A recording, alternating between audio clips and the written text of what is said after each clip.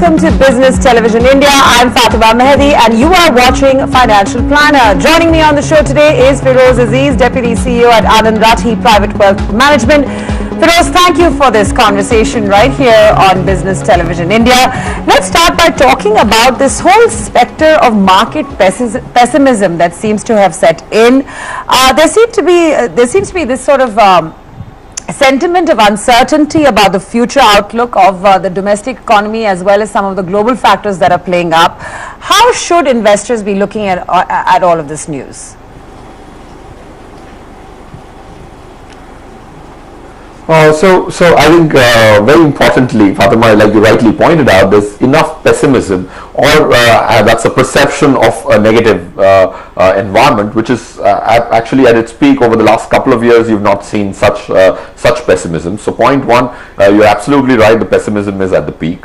Point two is you have to see what information to you as a specific individual is important, and you have to cull out that piece of information which helps you take decisions, because just information doesn't help you take decisions. Like BTVi says, save, invest and prosper. So there is an action of investing or disinvesting which needs to be culled out of every optimism or pessimism. Point three I'm making is you have to categorize yourself as a trader, an economist, or maybe an investor. If you're an investor, be rest assured that in an investing life of 10, 20, 30 years, you're going to have situations like these at least 30 times or 20 times. So how you react during those periods of time will actually dictate the fate of your wealth at the time of retirement or at the fag end of your lives. So reaction will decide where you are. So if you're a trader, you need to get a grip on the direction of the market. If you're an investor, you have to get the trend correctly. And I think the trend of the Indian economy has not changed. The direction of the Indian economy may have changed for a quarter, 2 quarters, a year, but the direction of the Indian economy is definitely right up there. So that's how I would look at it.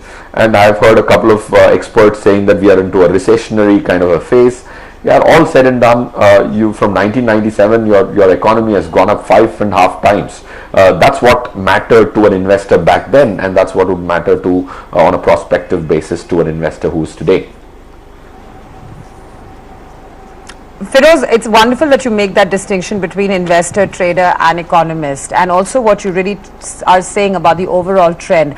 I want you to flesh out a little bit more about this entire commentary about India going through a recession versus a short-term slowdown, and really distinguish between the two when it comes to the situations that are currently prevailing.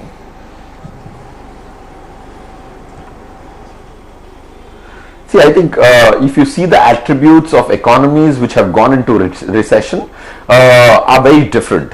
A recession in a demographics like India is going to be something which is very tough to induce. Even if there are policymakers trying their best to induce recessions, it's going to be tough in the demographics of a country like this. Point two, which I would like to make, is when you look at the GDP in the global context. The real growth for this year globally is about 3%. You are at 6.8%. In any stretch of imagination, you can't call this a recession. And recessions are long periods of degrowth or no growth in the economy. If you look at it, we were this year beaten by France and Britain to come to the 7th spot. But I think you are in the top 7 any which way, and you were the top 5th in FY18. Now in FY19 you are in the 7th place. But I think your $2.7 trillion economy is bound to, if not like spelled out in the budget, happen in 4-5 years, but it can happen in 7 years. But at least there's a target. And third is you have a large economy is propelled by government spending. And government spending is propelled by tax collection, and tax collection in India has a huge scope of improvement in terms of compliance on the direct taxes. I think compliance on direct taxes can completely change the balance sheet of the government and in turn the spending of the government in the economy, and then whenever the government spends on the lowest strata or the lower end of the pyramid, and the multiplier effect on government spending is humongous to the economy. So I don't see a recession with a barge pole. But you can't call India getting into a recession over the next 2, 3, 4 years clearly. Sure, fair points there, and relatively, I mean, I think the kind of proportion of negative sentiment is a little excessive. Now, just staying with this entire conversation, Feroze, tell us a little bit about this whole feeling about the higher taxation in India, as well as this entire business of what what FPIs are up to. Explain that to us, and also just contextualize what exactly has happened there, and whether this outflow that we have witnessed is something to worry about.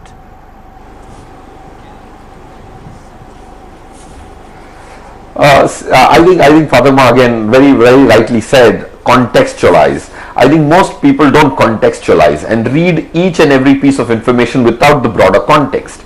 So point one, of course, higher taxation could be to different categories of people. One could be a foreign portfolio investor, which is what FPI is an abbreviation to. And you have the salaried class, you have the middle class, you have the super rich. To my mind, I think the government has been generous on all counts. If you look at an Indian context, a middle class Indian can get away paying zero tax if he or she uses all the provisions up to 13-14 lakhs of salary per year, and that's in Indian context a reasonably large salary for a per capita income wherever it is. So point one. On the super rich, if you compare it with the top 10 economies, I don't think there has been penalty significantly more than the economies. In the US, you have the state tax as well. That adds up to whatever the taxation super rich are going to be paying in India from this financial year after the budget happened. Then coming to FPIs, which is what the market sentiment is all about, and that's what I think Fatima you would be interested in knowing and wanting me to contextualize. I think 60% of the FPIs have taken the corporate route, for whom there was no change in surcharge. Point two is there is 40% who have used the trust vehicle like they use globally. Most of these portfolio investors use a trust vehicle to invest and participate in equity. That's what they've done, and that has a higher surcharge. And of course there was some degree of non-committal hearing out kind of a session which is expected with the finance minister, and if that gets addressed, it's okay. But if you see the calendar year, we've got 75,000 crores from this community, and we have a 15,000 crores exit from this community. So if you contextualize it, you're still 60,000 crore positive. That's one way to contextualize it. The second way to contextualize it is a 15,000 crores getting out of our market, which is nothing but the 2-month SIP amount which mutual fund domestic investors bring back. If you see this in context, we have had far worse phases where FIIs have sold out or FPIs have sold out and are 10 times more than the SIP book of the Indian mutual fund industry. Today it's just 2 months mutual fund systematic investment plan actually collect about 8,000 odd crores. So context could be on the basis of what is the domestic inflow, and context could be with respect to how much has come in this year and how much went out, which is not abnormally stark. So they're still net positive for the year. All right, so once again, check the numbers, in fact, contextualize those figures and understand the overall picture. Feroze, I just want to come back once again to the economy and the conversations that seem to be dominating the airwaves. How should investors look at the kind of slowdown that is being reported in terms of demand in India? And I guess this ties into the larger conversation we've already had about the economy, but this whole talk about the slowdown, how we should actually perhaps look at that going forward as investors. What is your take on that? See, firstly, if anybody is pessimistic, the first question I think all of us should ask him or her is to say, how long are you pessimistic for? This most important question is not being asked. Today I've heard over the last 10 days a lot of corporate CEOs are being negative. But how long are they negative for? Are they negative on India for 10 years? Is there anybody who says that? Because an investor's time frame is 10 years or if not more, or 5 years. So there isn't anybody who's pessimistic. They have to give a time frame. If you give an opinion on the market or the economy, that needs to be followed with the time frame of your opinion, which is the missing link. That's why the investor community is confused and the trader community is missing out relevant information because the time frames of your pessimism. Even if I am pessimistic for a month, I would just say I'm pessimistic. So very importantly, if you're an investor and a viewer, pessimism has to be read with a time frame, or optimism has to be read with a time frame.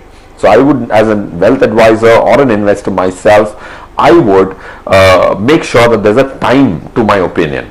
which generally people get away without making a time frame to their opinion. That's point one. That's why you can cut the clutter. Point two, as an investor, I would still devise a strategy which focuses on risks. So focus on risk, measure risk. Okay, so when we recommend portfolios, and my portfolio in particular, which I can speak of, is something which has a risk measure of 7. I will explain what that is. That is a standard deviation of 7. Nifty's risk measure for the last 3 years is 13. So if you have not measured this for your portfolio, you have not begun risk management. So in times where you're worried about risk, you will have to measure risk, manage it.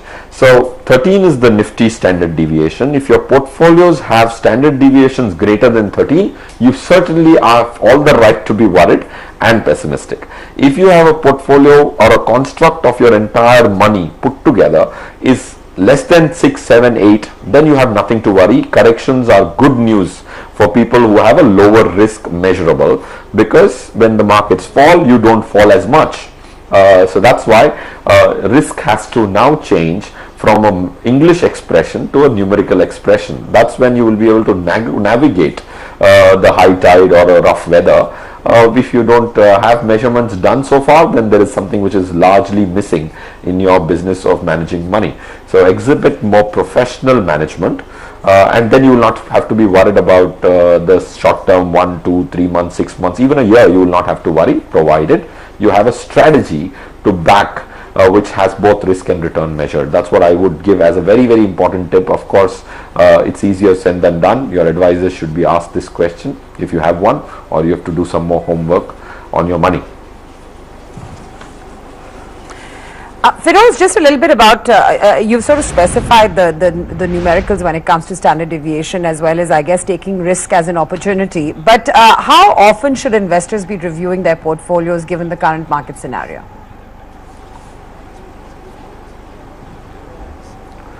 See, of course, your vigilance has to be very high. Okay, because all the three asset classes which are important to you and me, one which is equity, real estate, 2 aggressive asset classes, 2 conservative asset classes, which is gold and debt, at least 3 financial, equity and debt are going through their own share of pain. So your vigilance has to be high.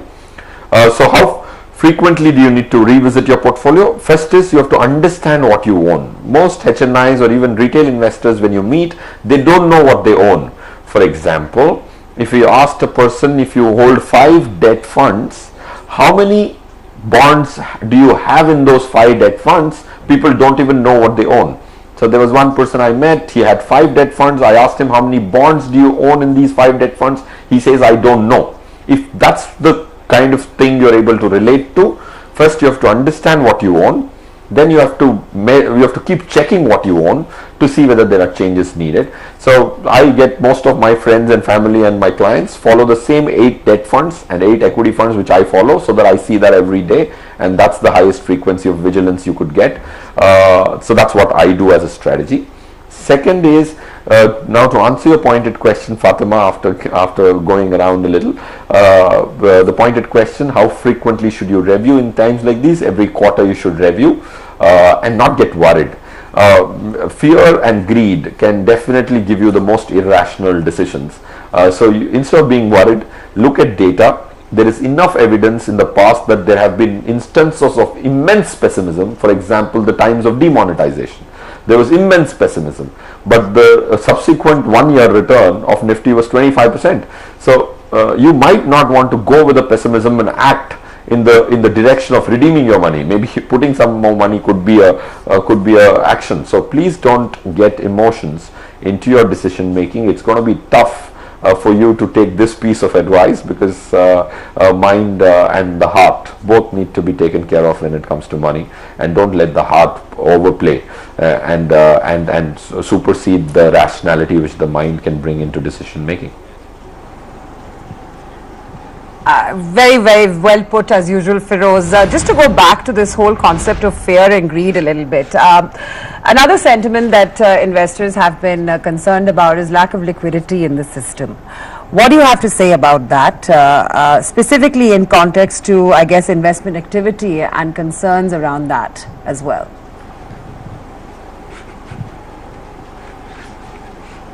Correct. I will definitely be concerned about liquidity if I'm just going to retire in the next 3 months and I want all my money getting into debt.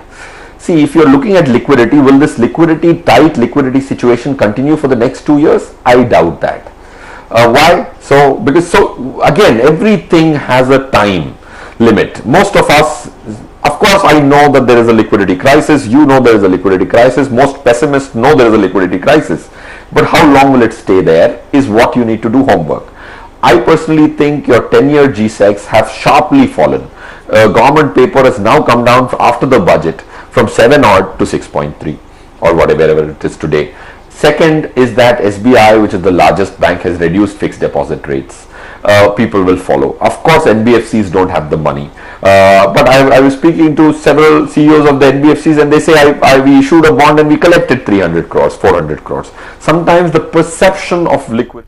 All right, so the numbers are flashing on your screen and we are talking about the SBI first quarter here, and if you look